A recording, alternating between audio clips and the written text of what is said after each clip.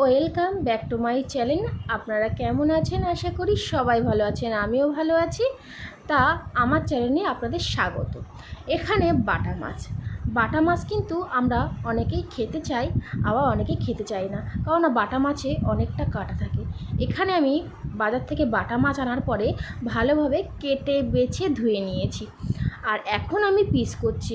আগে আমি পিস করিনি, ভালোভাবে ধুয়ে নিয়েছি, কারণ পেটে প্রচণ্ড ডিম মাছগুলোর। ওর জন্য ডিম থাকাকালীন মাছগুলো যদি আমি ধুই তাহলে মাছগুলো জলে ধুয়ে যাবে, ওর জন্য আমি এরকমভাবে পিস পিস করে নিয়েছি।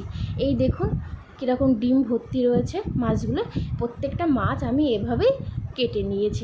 আপনারা না কেটেও রান্না করতে পারেন, এরকমভাবেই আপনারা গোটা রেখেও রান্না করতে পারেন।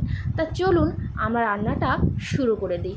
এখানে আমি কড়াইতে রান্না করছি, আজকে কিন্তু উনুনে রান্না হবে। তা এই মাছগুলো লবণ হলুদ দিয়ে মাখিয়ে ভেজে নিচ্ছি। এখানে আমি লেজাগুলো একটু ভেজে নিচ্ছি, কেননা উনুনে রান্না করলে না হাঁড়ি কড়াই খুব কালি হয়ে যায়। ওর জন্য কিছু কিছু রান্না আছে উনুনে খেতে খুব ভালো লাগে, ওর জন্য এখানে উনুনে রান্না করা হবে আজকে। তা আপনারা কারা কারা উনুনে রান্না করেন অবশ্যই কিন্তু কমেন্ট করে জানাবেন। এবং কিছু কিছু মানুষ জানে উনুনে রান্না করতে, খেতেও কিন্তু খুব ভালো লাগে। এই দেখুন আমার এখানে মাছগুলো এপিট ওপিট করে ভালোভাবে আমি ভেজে নিয়েছি। আর মাছের ডিমগুলো দেখেছেন পেটে কেমন, কত সুন্দর।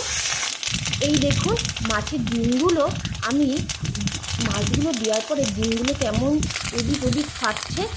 এই দেখুন লেজাগুলো আমি একটু ভেজে দিচ্ছি লাল লাল করে। এই দেখুন কত সুন্দর। বাটা মাছ কিন্তু খেতে খুবই ভালো লাগে। এই দেখুন বাটা মাছগুলো আমি এবার তুলে নিচ্ছি। আর যারা যারা আমার চ্যানেলটাকে এখনও আপনারা সাবস্ক্রাইব করেনি অবশ্যই কিন্তু সাবস্ক্রাইবটা করবেন, আর সঙ্গে একটা লাইক করবেন। আপনারা যদি আমার সঙ্গে থাকেন, পাশে থাকেন, আমি আরও নতুন নতুন ভিডিওগুলো আপনাদের মাঝে আমি দিতে পারবো। কেননা আমরা প্রতিদিন যেরকম রান্না আমরা বাড়িতে রান্না করি সেগুলোই আপনাদেরকে দেখানোর চেষ্টা করি, কেননা এক্সট্রাভাবে সেরকম কিছু আমরা করি না। কেননা এখানে বাড়িতে আমাদের অনেকটা বড় ফ্যামিলি, তো ওর জন্য আমাদের বেশি বেশি করে রান্না করতে হয়। আর এই দেখুন কথা বলতে বলতে আমার মাছগুলোও ভাজা হয়ে গেছে। এবার আমি মাথাগুলো একটু ভেজে নিচ্ছি, দিয়ে এবার তুলে নেব পাত্রে। সব পাত্রে আমি ঢেলে নিয়েছি। আর কি কি লাগছে চলুন দেখে নিই। এখানে আমি কড়াইতে মাছ ভাজার পরে তেলের মধ্যে দিয়ে দিয়েছি জিরে। এবার জিরেটা যেহেতু লাল লাল হয়েছে দিয়ে দিয়েছি আলু আর গুঁড়ি কচু, লঙ্কা, হলুদ দিয়ে ভালোভাবে একটু নাড়িয়ে দিচ্ছি। হলুদটা দিয়েছি কেন, এই যে আমি গুঁড়ি কচু আলুটা দিচ্ছি সেটা একটু ভাজা ভাজা হবে, দেখতেও সুন্দর লাগবে। আর আমি মশলা দেওয়ার পরে আমি গুঁড়ি কচুটা দিলাম কেন বলুন তো, পেঁয়াজটা দেওয়ার পরে, কারণ পেঁয়াজটা গলে যাবে কিন্তু আলু গুঁড়ি কচু তো গলবে না। ওর জন্য আমি আগেই গুঁড়ি কচু আলু দিয়ে ভালোভাবে একটু ভেজে নিয়েছি, যাতে আর গলে যায় গুঁড়ি কচু আলুটা। আর উনুনে রান্না করছি বলে দেখুন আগুনটা কত সুন্দর রয়েছে, এবং ওর মধ্যে কোচানো আছে টমেটো। এই টমেটোটা দিয়ে ভালোভাবে নাড়াচাড়া করে নিতে হবে।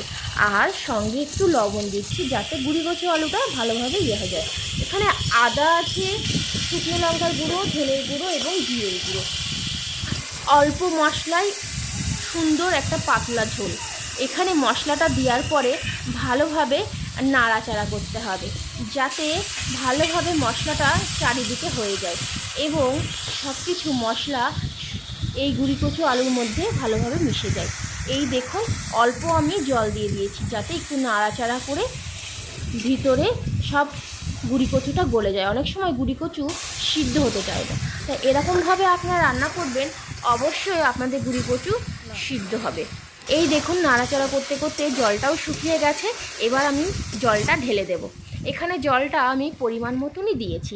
আপনারা যে যেরকম মাছ হিসাবে আপনারা সেরকমভাবেই আপনারা জলটা দিবেন। আমার যতটা মাছ আমি সেরকম হিসাবেই আমি দিয়ে দিয়েছি। তা ঝোলটা ফুটতে থাকুক। জলটা দেওয়ার পরে এই দেখুন আমার কিন্তু উনুনের আগুনটা কিন্তু একভাবে জ্বলছে। এখানে ঝোলটা ফুটতে শুরু করে দিয়েছে। এবার একটু নাড়াচাড়া করে আমি যে ভেজে রেখেছিলাম যে মাছটা, সেই মাছটা আমি এর মধ্যে ঢেলে দেব। এই দেখুন আগুনটা কিন্তু খুব সুন্দর জ্বলছে কিন্তু, আর উনুনে রান্না কিন্তু খেতে কিন্তু খুবই টেস্ট। আপনারা যারা যারা উনুনে রান্না করেন তারা অবশ্যই করে একটু কমেন্টে জানাবেন তো কেমন লাগে আপনাদের রান্না। আর এবার আমি মাছটা ঢেলে দিচ্ছি। এই দেখুন মাছটা ঢেলে দেওয়ার পরে একটু হালকা নাড়াচাড়া করে তারপরে আপনারা একটু ফুটতে দেবেন।